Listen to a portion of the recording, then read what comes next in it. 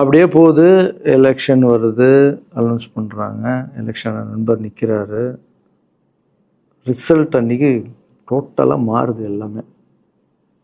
அப்படியே தலைகீழா ஆகுது. புரட்டி போடுறாரு சரித்திரத்தை. வேற அம்மா முதல்ல தேடுது எங்க அம்மாவை தான். மா எனக்கு ரொம்ப ஆசையாயிடுச்சுன்னா எங்க அம்மா மேல, அம்மா பேர் கண்மணி. கண்மணி அப்படின்னு தான் கூப்பிட்டு போவேன். எங்கன்னு கூப்பிட்டு போனா அம்மா கண்மணி. என்னடா இவ்வளவு உஷாரா வர, என்ன விஷயம்? இங்க வா, உங்ககிட்ட தான் பேசணும். நீ என்னம்மா சொன்ன? பணம் கொடுத்தாதான் ஓட்டு போடுவாங்க, ஜாதி இருக்கு, மதம் இருக்கு, புது ஆளுங்களை வர விட மாட்டாங்க, ஜெயிக்க முடியாது, இதெல்லாம் சொன்னல. நண்பர் ஜெயிச்சிட்டார் பத்தியாம்மா. அந்த ஒரே ஒரு முகத்துக்காக ஓட்டு போட்டிருக்காங்க.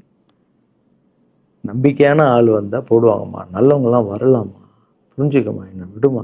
இப்ப என்னம்மா சொல்ற அப்படின்னு கேட்டேன். முதல் முறையா எங்க அம்மா முகத்துல ஒரு சிரிப்பை பார்த்தேன் நான். ஆமா கண்ணா, அந்த புள்ள எல்லாத்தையும் மாத்திடுச்சு. இவ்வளவு பெரிய வெற்றி அடி வரணும்னு நான் எதிர்பார்க்கலப்பா. ஒரு நல்ல மனுஷன் வந்து பண்ணணும்னு நினைச்சா அது முடியுங்கண்ணான்ற நம்பிக்கை எனக்கு வந்திருக்குப்பா அப்படின்னு அம்மா சொன்னான். அப்ப என்ன போயிடலாமா, ஓகேவா அப்படின்னு கேட்டேன். போகண்ணா, நீ நினைச்ச மாதிரி பண்ணு அப்படின்னு அம்மா சொன்னோன்னு காலில் சாஸ்தாமா வந்தேன். தேங்க்யூ ஸோ மச்மா அப்படின்னு. ரொம்ப ஹாப்பி நான். அம்மா ஓகே சொல்லிட்டாங்க அரசியல் வர்றதுக்கு. இப்போ நான் தாய்க்கு நிகரான்னு நினைக்கிறேன். என் ரசிகர்கள் கேட்குறேன், நான் அரசியலுக்கு வரலாமா? இதை பார்த்துட்டு இருக்கிறவங்களுக்கு, இந்த மக்களை கேட்குறேன்.